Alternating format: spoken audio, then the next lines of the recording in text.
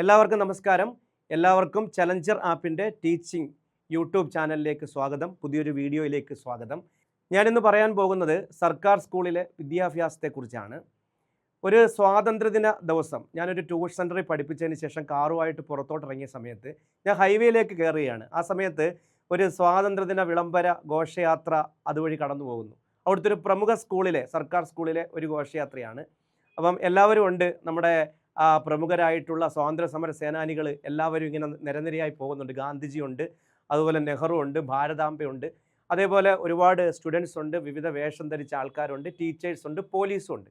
അപ്പം ഇത് മുറിച്ച് കടക്കാതെ ഞാൻ ഇങ്ങനെ നിൽക്കുകയാണ്. കാരണം ഇത് പോയി തീരാതെ എനിക്ക് കാർ എടുത്തുകൊണ്ട് പോകാൻ പറ്റില്ല.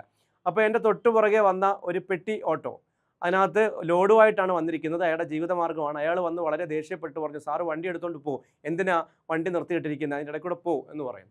അപ്പോൾ ഞാൻ പറഞ്ഞു, ആ കുട്ടികളുടെ ഇടയിൽ കൂടെ എങ്ങനെയാണ് വണ്ടി കയറ്റുന്നത്, മാത്രമല്ല പോലീസുകാർ അവിടെ നിൽക്കുന്നു, ടീച്ചേഴ്സ് എന്ത് വിചാരിക്കും എന്ന് പറഞ്ഞു. അപ്പോൾ അയാൾ തന്നെ വന്നിട്ട് അവിടെ നിന്ന കുട്ടികളെ മാറ്റിയിട്ട് വണ്ടി കയറിപ്പോകാൻ പറഞ്ഞു.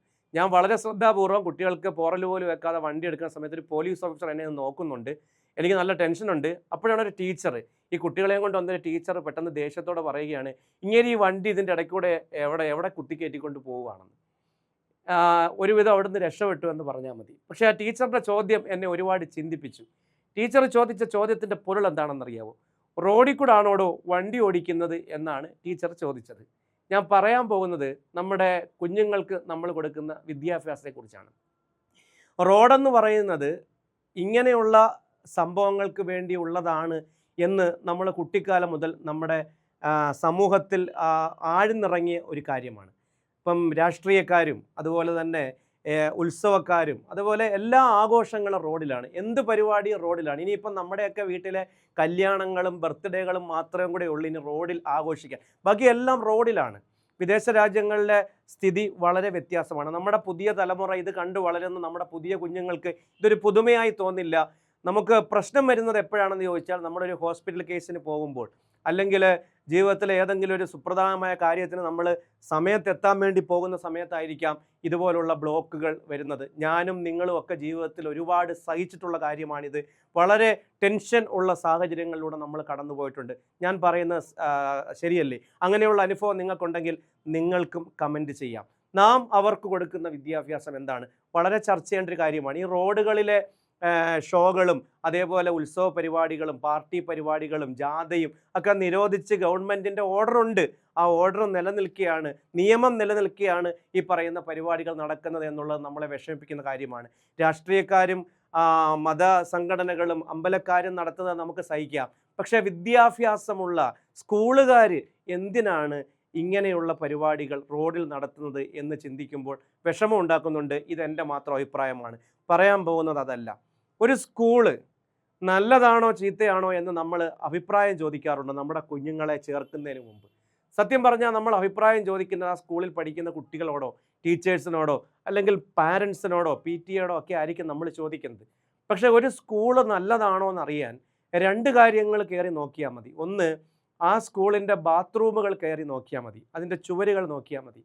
കേട്ടാലറിക്കുന്ന വൃത്തികേടുകൾ എഴുതി വെക്കാത്ത എത്ര സ്കൂൾ ബാത്റൂമുകളുടെ ചുവരുകളുണ്ട് എന്നെനിക്കറിയില്ല.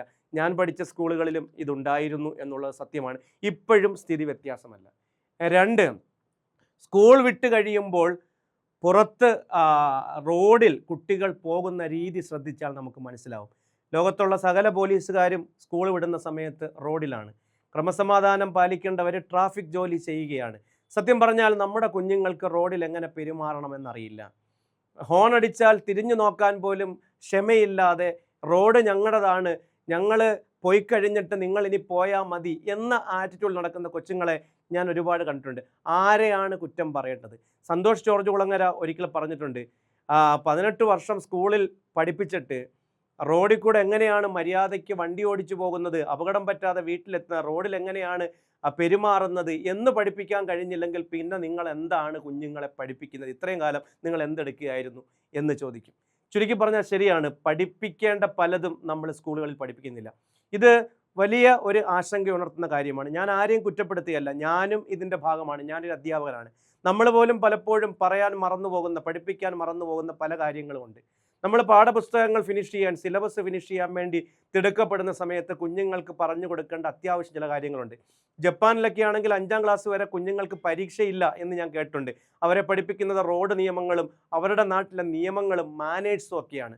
നമ്മുടെ എത്ര കുഞ്ഞുങ്ങൾക്ക് നല്ല മാനേഴ്സ് ഉണ്ട് എന്നുള്ളത് തന്നെ നമ്മളെ അമ്പരപ്പിക്കുന്ന ഒരു കാര്യമാണ്. പറയാനുള്ള കാര്യത്തിലേക്ക് വരാം. സ്കൂളുകളിൽ പ്രധാനമായിട്ടും അത്യാവശ്യമായിട്ടും പഠിപ്പിക്കേണ്ട 3 കാര്യങ്ങൾ നമ്മൾ പഠിപ്പിക്കുന്നില്ല. അധ്യാപകരെങ്കിലും അത് സ്വന്തം ഉത്തരവാദിത്തമായിട്ട് ഏറ്റെടുത്ത് കുഞ്ഞുങ്ങളെ പഠിപ്പിക്കേണ്ടതായിട്ടുണ്ട്. ഒന്നാമത്തത് നിയമമാണ്. അത്യാവശ്യം നിയമങ്ങൾ നമ്മൾ അറിഞ്ഞിരിക്കണം. Ignorance of law is not an excuse എന്ന് പറയുന്നുണ്ട്. നിയമം അറിയാത്തത് കൊണ്ട് ഒരിക്കലും എനിക്കറിയില്ല അതുകൊണ്ട് സംഭവിച്ചതാണ് എന്ന് പറഞ്ഞാൽ അതൊരു എക്സ്ക്യൂസ് അല്ല. ഒരു പൗരൻ, 18 വയസ്സ് പൂർത്തിയാവുന്ന ഒരു പൗരൻ നിയമങ്ങളെക്കുറിച്ച് നല്ല ബോധ്യം ഉണ്ടായിരിക്കണം, പ്രത്യേകിച്ച് റോഡ് നിയമങ്ങളെക്കുറിച്ച്. നമ്മുടെ നാട്ടിൽ ഏറ്റവും കൂടുതൽ ജീവനുകൾ പൊലിയുന്നത് റോഡിലാണ്. അത് വണ്ടി ഓടിക്കുന്നവൻ്റെ കുറ്റം കൊണ്ട് മാത്രമല്ല, മറ്റൊരുത്തൻ്റെ കുറ്റം കൊണ്ടും ചിലപ്പം നമുക്ക് ആക്സിഡൻറ്റ് വരാം. വിലപ്പെട്ട എത്ര ജീവനുകളാണ് റോഡിൽ പൊലിയുന്നത്. റോഡിൽ എന്തൊക്കെ അഭ്യാസങ്ങളാണ് നമ്മുടെ യുവതലമുറ കാണിക്കുന്നത്. എത്രമാത്രം റാഷ് ഡ്രൈവിംഗ് ആണ്, എത്രമാത്രം ബഹളങ്ങളാണ്, വഴുക്കുകളാണ് ദൈനംദിനം റോഡുകളിൽ നടക്കുന്നത്. അതുകൊണ്ട് നിയമം അത്യാവശ്യം അറിഞ്ഞിരിക്കേണ്ട എല്ലാ നിയമങ്ങളും, പ്രത്യേകിച്ച് ട്രാഫിക് റൂൾസ് നമ്മുടെ കുഞ്ഞുങ്ങളെ പഠിപ്പിച്ചേ സ്കൂളിൽ നിന്ന് പുറത്തേക്ക് ഇറക്കാൻ പാടുള്ളൂ. ഇത് വളരെ പ്രധാനപ്പെട്ട ഒരു കാര്യമാണ്. നിങ്ങൾക്കും കമൻറ്റ് ചെയ്യാം. ഇതെൻ്റെ ഒരു അനുഭവത്തിലൂടെ അല്ലെങ്കിൽ എൻ്റെ ഒരു അഭിപ്രായത്തിൽ ഞാൻ പറയുന്നതാണ്. എല്ലാ ടീച്ചേഴ്സിനും പാരൻസിനും കുട്ടികൾക്കും കണ്ടുകൊണ്ടിരിക്കുന്നവർക്ക് കമൻറ്റ് ചെയ്യാം. രണ്ടാമത്തത് അത്യാവശ്യം പഠിപ്പിക്കേണ്ട ഒരു കാര്യമാണ് സെക്ഷൽ എഡ്യൂക്കേഷൻ. അതിൻ്റെ പോരായ്മ ശരിക്കും ഉണ്ട്. നമ്മുടെ ഒരു മുന്നത്തെ തലമുറ എന്താണ് സെക്ഷൽ എഡ്യൂക്കേഷൻ എന്ന് പോലും അറിയാതെ ജീവിച്ചവരാണ്. ഇപ്പം നമ്മുടെ നാട്ടിൽ ഈ പറഞ്ഞു കേൾക്കാറുണ്ട്, ലെസ്ബിയൻസ്, ഗേ എന്നൊക്കെ പറഞ്ഞ് കുട്ടികളൊക്കെ ഇരുന്ന് ചിരിക്കാറുണ്ട്. ഇതെന്താണെന്ന് പോലും പ്രോപ്പറായിട്ട് കൊച്ചുങ്ങൾക്ക് അറിയത്തില്ല. അല്ലെങ്കിൽ നമ്മുടെ മനുഷ്യ സമൂഹത്തിൽ എത്ര ടൈപ്പ് ആൾക്കാരുണ്ട്, ആണും പെണ്ണും മാത്രമാണോ? അല്ല, അവർക്ക് പൂർണ്ണമായിട്ട് അറിയത്തില്ല. അവരൊക്കെ വാക്കുകൾ കേൾക്കുമ്പോൾ അവർ ചിരിക്കാറുണ്ട്. അതിൻ്റെ അർത്ഥം ഞാൻ ക്ലാസ്സിൽ ചോദിക്കാറുണ്ട് കുട്ടികളുടെ അടുത്ത്, ഇതിൻ്റെ അർത്ഥം നിങ്ങൾക്ക് അറിയാമോ, ഇതെന്താണെന്ന് നിങ്ങൾക്കറിയാമോ? പൂർണ്ണമായിട്ടും അറിയില്ല, എവിടെയൊക്കെയോ എന്തൊക്കെയോ അറിയാം എന്ന് പറയുന്നുണ്ട്. അതുമാത്രമല്ല, ഇതുമൂലം ഉണ്ടാവുന്ന രോഗങ്ങളെക്കുറിച്ച് അവർ ബോധവാന്മാരായിരിക്കണം. നമ്മുടെ നാട്ടിൽ പല ദാമ്പത്തിക ബന്ധങ്ങളും തകരുന്നത് സെക്ഷൽ എഡ്യൂക്കേഷൻ്റെ കുറവ് മൂലമാണ് എന്നുള്ളത് അറിഞ്ഞിരിക്കും. ഇതെല്ലാവരും അറിഞ്ഞിരിക്കേണ്ട കാര്യമാണ്, പ്രത്യേകിച്ച് പഠിച്ചിറങ്ങുന്ന കുഞ്ഞുങ്ങൾ. നമുക്ക് ജീവിക്കാൻ ഉതകുന്ന, നമ്മുടെ ജീവിതത്തിലുടനീളം ആവശ്യം വരുന്ന പല കാര്യങ്ങളും നമ്മൾ കുഞ്ഞുങ്ങളെ പഠിപ്പിക്കുന്നില്ല എന്നുള്ളതാണ് സത്യം. മൂന്നാമത്തത് ഡിസാസ്റ്റർ മാനേജ്മെൻറ്റ്. ഡിസാസ്റ്റർ മാനേജ്മെൻറ്റ് ഒരു വിഷയമായിട്ട് തന്നെ പഠിപ്പിക്കണം. നമുക്കറിയാം, ഡിസാസ്റ്റേഴ്സ് എന്ന് പറഞ്ഞാൽ പുരാതന കാലം മുതലേ ഡിസാസ്റ്റേഴ്സ് ഉണ്ടായിരുന്നു. ഓരോ വർഷം കൂടുന്തോറും ഡിസാസ്റ്റേഴ്സിൻ്റെ വ്യാപ്തിയും ഇൻറ്റൻസിറ്റിയും ഫ്രീക്വൻസിയും ഒക്കെ കൂടിക്കൊണ്ടിരിക്കുകയാണ്. ലോകത്ത് ഏറ്റവും കൂടുതൽ ഡിസാസ്റ്റർ ഉണ്ടാവാൻ സാധ്യതയുള്ള ഭൂഖണ്ഡമായി കാണുന്നത് ഏഷ്യ ഭൂഖണ്ഡമാണ്. ഏഷ്യ ഭൂഖണ്ഡത്തിലാണ് ഓരോ വർഷവും ഏറ്റവും കൂടുതൽ ഡെത്ത് റേറ്റുകൾ ഡിസാസ്റ്റർ മൂലം ഉണ്ടാകുന്നത്. ഡെത്ത്, ഡാമേജ്, ഡിസ്ട്രക്ഷൻ, 3 Ds ഉണ്ടായിക്കൊണ്ടിരിക്കുന്നത് നമുക്കറിയാം. അതുമാത്രമല്ല, ഏഷ്യ ഭൂഖണ്ഡത്തിലെ 3 രാജ്യങ്ങളാണ് ഇന്ത്യ, ചൈന, ബംഗ്ലാദേശ്.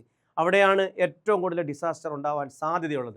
ഇന്ത്യയുടെ ഭൂമിശാസ്ത്രപരമായ കിടപ്പ് കാണിക്കുന്നത് ഇന്ത്യ ഡിസാസ്റ്റർ പ്രോൺ ഏരിയയാണ്. നമ്മുടെ ഒരു സൈഡിൽ മഞ്ഞു മൂടിയ പർവ്വതങ്ങളാണ്, ഒരു സൈഡിൽ കടലാണ്, 2 കാലാവസ്ഥയാണ്. അതുമാത്രമല്ല, വലിയ നദികൾ നമ്മുടെ രാജ്യത്തിലൂടെ ഒഴുകുന്നുണ്ട്. ഇതെല്ലാം ഡിസാസ്റ്റേഴ്സിൻ്റെ ആക്കം കൂട്ടും. ഒരുപാട് ഡിസാസ്റ്റേഴ്സ് ഉണ്ടാകുന്നുണ്ട്. അതുപോലെ തന്നെ ലോകത്തിൻ്റെ വിസ്തൃതിയുടെ 2% മാത്രമാണ് ഇന്ത്യ. ആ 2% സ്ഥലത്താണ് ലോകത്തെ ജനസംഖ്യയുടെ 18% തിങ്ങിപ്പാർക്കുന്നത്. അതുകൊണ്ട് തന്നെ നാച്ചുറൽ റിസോഴ്സിനെ നമ്മൾ പ്ലണ്ടർ ചെയ്യും, എക്സ്പ്ലോയിറ്റ് ചെയ്യും, ചൂഷണം ചെയ്യും. അതുകൊണ്ട് തന്നെ ഡിസാസ്റ്റേഴ്സ് ഉണ്ടാവാനുള്ള സാധ്യത വളരെ വളരെ വളരെ കൂടുതലാണ്. കേരളം പോലൊരു സംസ്ഥാനം എടുത്ത് നോക്കൂ, പ്രളയം നമുക്ക് എന്നും ഉള്ള ഒരു കാഴ്ചയാണ്. അല്ലെങ്കിൽ അത് ദൈനംദിന ജീവിതത്തിൽ നമ്മൾ അതിജീവിക്കേണ്ട ഒരു കാര്യമായി മാറിക്കൊണ്ടിരിക്കുന്നു.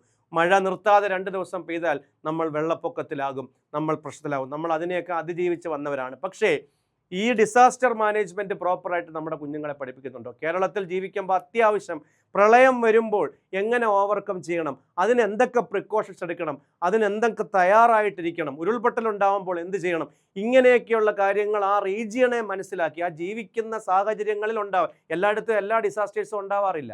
നമ്മുടെ കേരളത്തിൽ മഞ്ഞിടിച്ചിലുണ്ടാവാറില്ല, കാശ്മീരിൽ സുനാമി അടിക്കാറില്ല.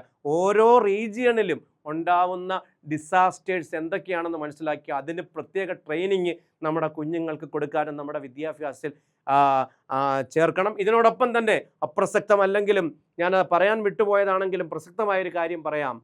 മാനേഴ്സ് നമ്മുടെ കുഞ്ഞുങ്ങൾക്ക് പലർക്കും ഇല്ലാതെ പോകുന്നതാണ്. ക്ലാസ്സിൽ എങ്ങനെ പെരുമാറണം, സഹപാഠികളോട് എങ്ങനെ പെരുമാറണം, നമ്മുടെ പെൺകുട്ടികളോട് ആൺകുട്ടികൾ എങ്ങനെ പെരുമാറണം, തിരിച്ചെങ്ങനെ പെരുമാറണം, ഇതിനൊക്കെ ഉള്ളൊരു വിദ്യാഭ്യാസം. ആഘോഷങ്ങൾ അതിര് കടക്കാതിരിക്കാൻ നമ്മുടെ കുഞ്ഞുങ്ങളെ പഠിപ്പിക്കണം. എന്താണ് നമ്മൾ കാണിച്ചു കൊടുക്കുന്ന ഒരു ബർത്ത്ഡേ സെലിബ്രേഷന് ഭക്ഷണം എടുത്ത് മുഖത്ത് തേച്ച് ആഘോഷിക്കുന്ന കുഞ്ഞുങ്ങളെ കണ്ടിട്ടുണ്ട്. ഓണം ആഘോഷിക്കേണ്ട രീതിയിലല്ലാതെ ഓണത്തിന് ഭയങ്കരമായ മദ്യപിച്ച് ബഹളമുണ്ടാക്കി റോഡിൽ കിടന്ന് അടിയുണ്ടാക്കി ഡ്രഗ്സ് ഉപയോഗിച്ച് വലിയ ക്രിമിനൽ കേസുകളിലേക്ക് പോകുന്ന കുഞ്ഞുങ്ങൾ നമ്മുടെ നാട്ടിലുണ്ട്, കോളേജുകളിലുണ്ട്. ഇതൊക്കെ എന്തുകൊണ്ടാണ്? റൂട്ട് ലെവലിലെ കുഞ്ഞുങ്ങളെ ഇതിൻ്റെയൊക്കെ കാര്യങ്ങൾ പറഞ്ഞ് പഠിപ്പിക്കുക, ഡ്രഗ്സിൻ്റെ ദോഷവശങ്ങൾ പഠിപ്പിക്കുക, മദ്യത്തിൻ്റെ ദോഷവശങ്ങൾ പഠിപ്പിക്കുക. ഇതെല്ലാം പഠിപ്പിച്ച് ആഘോഷങ്ങൾ അതിര് കടക്കാതിരിക്കാൻ നമ്മുടെ കുഞ്ഞുങ്ങളെ നമ്മൾ പഠിപ്പിക്കണം. അങ്ങനെ വന്നാൽ മാത്രമേ നല്ല ഒരു തലമുറയെ നമുക്ക് വാർത്തെടുക്കാൻ കഴിയൂ. കേരളം പോലൊരു സംസ്ഥാനത്ത്, ഇന്ത്യ പോലെ ഏറ്റവും കൂടുതൽ പോപ്പുലേഷനുള്ള രാജ്യത്ത് നമ്മൾ പഠിച്ചിരിക്കേണ്ട കാര്യങ്ങൾ നമ്മൾ സഹജീവികളെ ബുദ്ധിമുട്ടിക്കാതെ എങ്ങനെ ജീവിക്കാൻ കഴിയും എന്നുള്ളതാണ്. ടീച്ചർ പറഞ്ഞ ചില പ്രശ്നം എന്താണെന്ന് ചോദിച്ചാൽ, ടീച്ചറിൻ്റെ വിചാരം റോഡ് ഇതുപോലുള്ള ഘോഷയാത്രകൾക്കുള്ളതാണ്, ആ സമയത്ത് വാഹനങ്ങൾ മാറി നടക്കണം അല്ലെങ്കിൽ മാറിപ്പോകണം എന്നാണ് ടീച്ചർ, അല്ലെങ്കിൽ വെയിറ്റ് ചെയ്യണം എന്നാണ് ടീച്ചർ പഠിച്ചു വച്ചിരിക്കുന്നത്. എന്നാൽ ടീച്ചറെ അങ്ങനല്ല. റോഡ് രണ്ട് ടൈപ്പിലുള്ള ആൾക്കാർക്കുള്ളതാണ്, അല്ലെങ്കിൽ രണ്ട് തരത്തിലുള്ള കാര്യങ്ങൾക്കുള്ളതാണ്. ഒന്ന് വാഹനങ്ങൾക്കും വണ്ടി ഓടിക്കുന്നവർക്കും. നടന്നു പോകുന്നവർക്ക് പ്രത്യേകം പെർമിറ്റ് ഉണ്ട്, അതുവഴി മാത്രമേ നടന്നു പോകാൻ. ഇതല്ലാത്ത ഒരാൾ പോലും റോഡിൽ ഇറങ്ങാൻ പാടില്ല. യാത്രക്കാർ മാത്രമാണ് റോഡിൽ ഇറങ്ങേണ്ടത്, ബാക്കിയുള്ളവർക്ക് റോഡിൽ ക്രിക്കറ്റ് കളിക്കാൻ പാടില്ല എന്ന് ടീച്ചറിന് ബോധമുണ്ടെങ്കിൽ ടീച്ചർ പഠിച്ചിരിക്കേണ്ട ഒരു കാര്യം, റോഡിൽ ഘോഷയാത്ര കൊണ്ട് നടക്കാനും പാടില്ല. വാഹനങ്ങൾ പോകുന്നിടത്ത് കുഞ്ഞുങ്ങളെ എഴുന്നള്ളിക്കുന്നത് കുഞ്ഞുങ്ങളുടെ സേഫ്റ്റിക്ക് കേടാണ്, ബാക്കിയുള്ള എല്ലാത്തിനും ബുദ്ധിമുട്ടാണെന്ന് മനസ്സിലാക്കുക. അങ്ങനെ ആഘോഷിക്കണമെങ്കിൽ സ്കൂൾ കോമ്പൗണ്ടിൽ ആഘോഷിക്കുക, അല്ലെങ്കിൽ അതിനുള്ള ഒരു സ്ഥലം കണ്ടുപിടിക്കുക. വിദേശ രാജ്യങ്ങളൊക്കെ ചെയ്യുന്ന പോലെ നമുക്കതിന് സാധിക്കുന്നില്ലെങ്കിൽ മറ്റുള്ളവർക്ക് ബുദ്ധിമുട്ടുണ്ടാകാതിരിക്കാനെങ്കിലും ശ്രദ്ധിക്കാൻ നമ്മുടെ കുഞ്ഞുങ്ങളെ പഠിപ്പിക്കണം. അല്ലെങ്കിൽ വരുന്ന കാലത്ത് ലോകത്തിൻ്റെ മുമ്പിൽ നമ്മൾ നാണിച്ച്, മറ്റുള്ള രാജ്യങ്ങളുടെ മുമ്പിൽ നമ്മൾ നാണിച്ച് തല താഴ്ത്തേണ്ടി വരും നമ്മുടെ കുഞ്ഞുങ്ങളെ ഇങ്ങനെയുള്ള തെറ്റുകളൊക്കെ നമ്മൾ പഠിപ്പിച്ചു വിട്ടാൽ. A.G. ഗാർണറുടെ എസ്സേയിൽ പറയുന്ന ഒരു ഡയലോഗ് കോട്ട് ചെയ്തുകൊണ്ട് ഞാനിത് അവസാനിപ്പിക്കാം. A reasonable consideration for the right and feelings of others is the foundation of the social conduct. അതായത് മറ്റുള്ളവൻ്റെ അവകാശത്തെക്കുറിച്ചുള്ള വിവേകപൂർവമായ പരിഗണന, അതാണ് സാമൂഹിക സ്വഭാവത്തിൻ്റെ അടിത്തറ എന്ന് A.G. ഗാർണർ പറയുന്നുണ്ട്. ഇങ്ങനെ ഞാൻ പറയുന്നതെല്ലാം എൻ്റെ അഭിപ്രായം മാത്രമാണ്, അത് മറ്റൊരാളിൽ ഒരിക്കലും ഞാൻ അടിച്ചേൽപ്പിക്കത്തില്ല. പറഞ്ഞാൽ തെറ്റിയിട്ടുണ്ടെങ്കിൽ നിങ്ങൾക്ക് തിരുത്താം, നിങ്ങൾക്ക് ഇങ്ങനെയുള്ള അനുഭവം ഉണ്ടെങ്കിൽ തിരുത്താം. ഇനി എന്തൊക്കെയാണ് കുഞ്ഞുങ്ങളെ പഠിപ്പിക്കേണ്ടത് അത് നിങ്ങൾക്ക് കമൻറ്റ് ചെയ്യാം. തൽക്കാലത്തേക്ക് വിടവാങ്ങുന്നു. Thank you. Bye from Ranjith RK Thazhava.